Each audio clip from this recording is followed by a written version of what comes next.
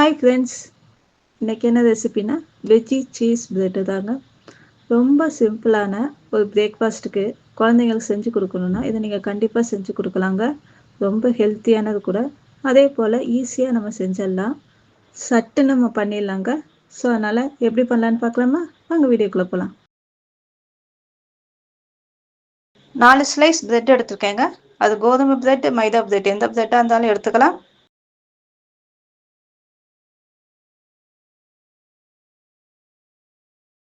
இப்போ காய் வந்துங்க, முட்டைக்கோஸ், கேரட், உருளைக்கிழங்கு எல்லாத்தையும் நல்லா சீவி எடுத்துருக்கேங்க.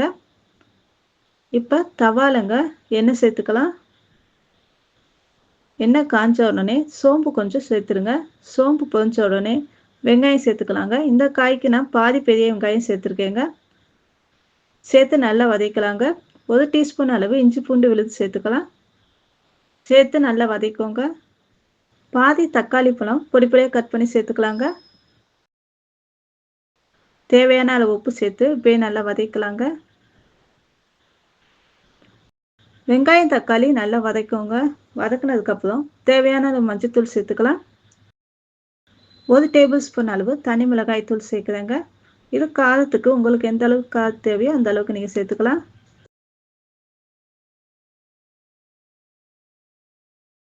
அதே டேபிள் ஸ்பூன் சீரகத்தூள், அதே டேபிள் ஸ்பூன் மிளகுத்தூள் சேர்த்துக்கலாங்க.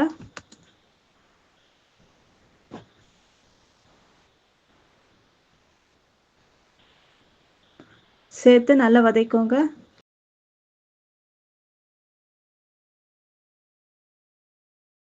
நல்லா வதக்கினோடனே இப்போ காய்கறி எல்லாம் சேர்த்துடலாங்க.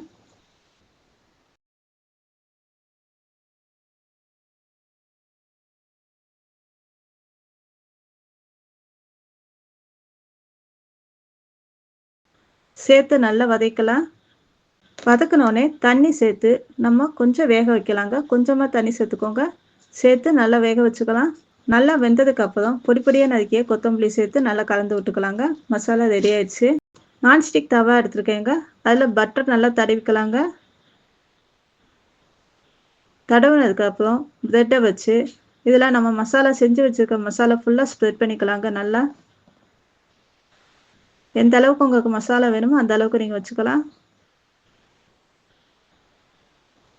இப்போ வந்து சீஸ் எடுத்துருக்கேங்க. இதை நான் ஃபுல்லாக கட் பண்ணி அங்கங்கே சேர்த்து வச்சுடுவேங்க. நீங்கள் துருவின சீஸ் கூட சேர்த்துக்கலாம்.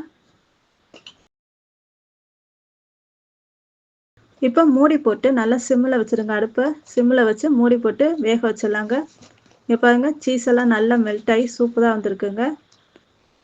வெஜ்ஜி சீஸ் பிரெட் ரெடி ஆயிடுச்சுங்க. செஞ்சு பாருங்கள் ஃப்ரெண்ட்ஸ். பிடிச்சிருந்தா லைக் பண்ணுங்கள், சப்ஸ்கிரைப் பண்ணுங்கள், ஷேர் பண்ணுங்கள். உங்கள் ஃபீட்பேக்கை எனக்கு கமெண்ட் கொடுங்க. அதே போல் பெல் ஐக்கானை மறக்காமல் கிளிக் பண்ணிக்கோங்க.